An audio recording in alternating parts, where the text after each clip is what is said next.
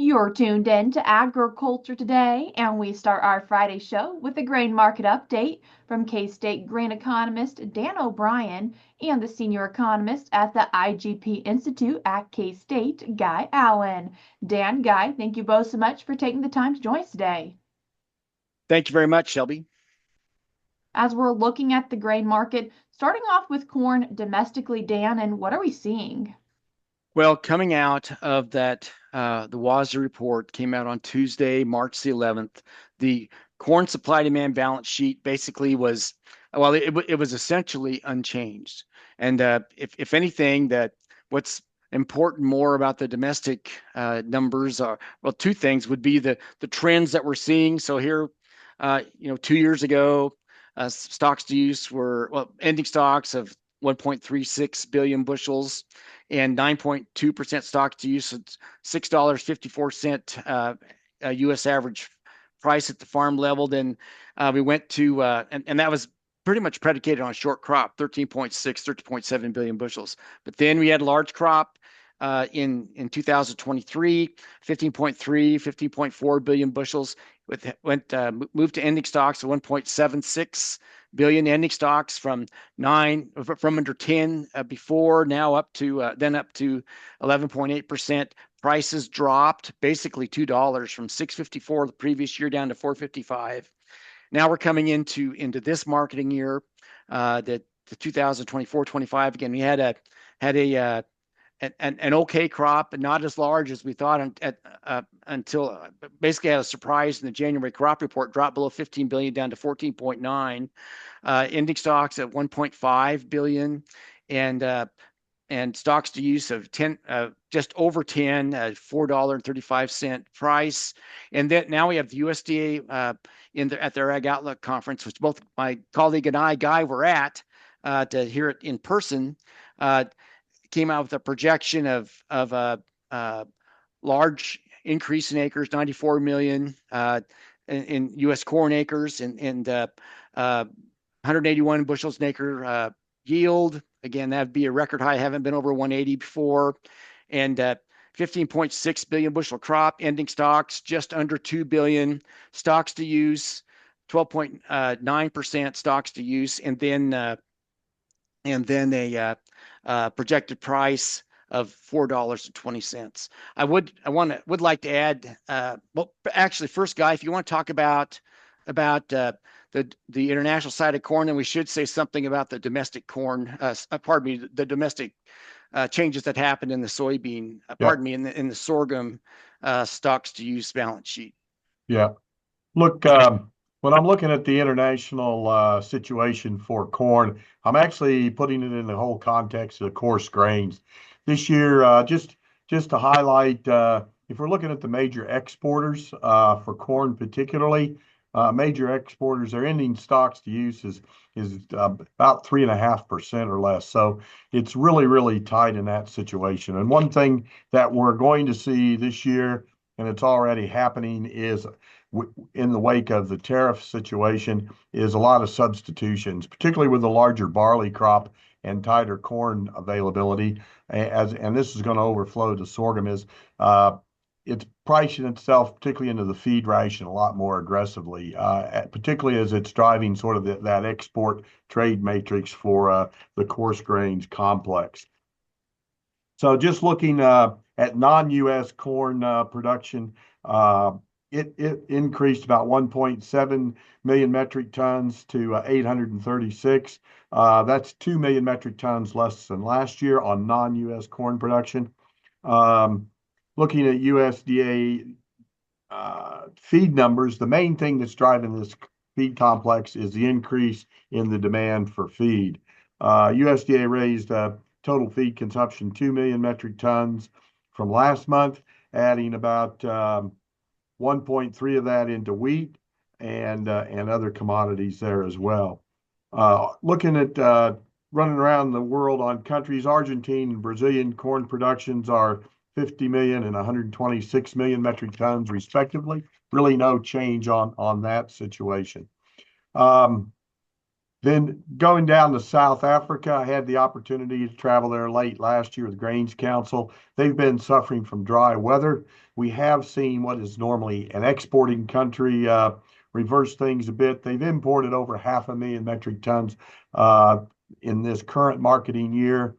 I expect that to go up and approach 1 million metric tons, but the biggest portion of that has been white corn as its food use in that country.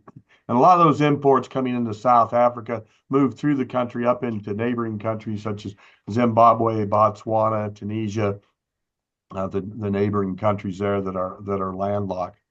Coming back to the major player, China, who has historically been in the top 2 or 3 importers the last 5 years.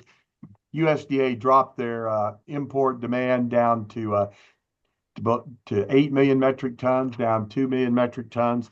And I think it's important to look at the key driver of that. We've seen a 35 million ton increase in Chinese corn production from 260 to 295 million metric tons in the last 5 years.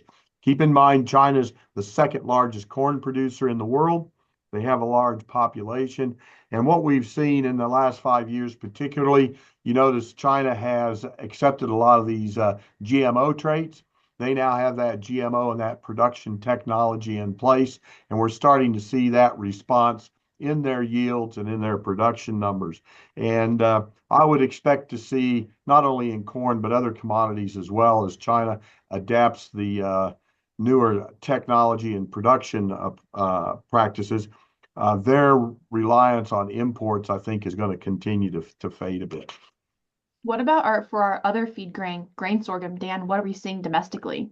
Well, an acknowledgement by the USDA, World Ag Board, that the pace of U.S. grain sorghum exports was far below what our projections had been. I think 2 months ago, we were projecting for this marketing year 220 million bushels of exports, and last month went down to 170 million. And here this month to come in and have dropped that number down to 100 million.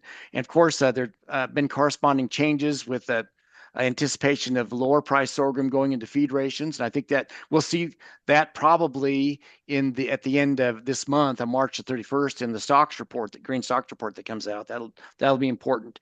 And then and also other usage, FSI usage still at 70 million, and that's up from sharply from 59 and 24 the year before. So sorghum, in the USDA's eyes, is dropping back to what it is. It's a very, very competitive domestic feed grain with other crops. Competes based on price when we don't have a strong export market. But here in a year like last couple 2 or 3, we had stronger sorghum exports. Now we're weaker, and sorghum finds itself in this. I should add that also on March the 31st, there is a projection. Well, we'll have the prospective plantings report anticipating that corn acres. USDA has come out and said they're anticipating corn acres to go up from about just under 91 million last year up to 94 this year. And so on that date, the stocks report, and especially the projected acreage, projected planted acreage for corn especially, and for sorghum, are likely to move the market. So volatility coming probably.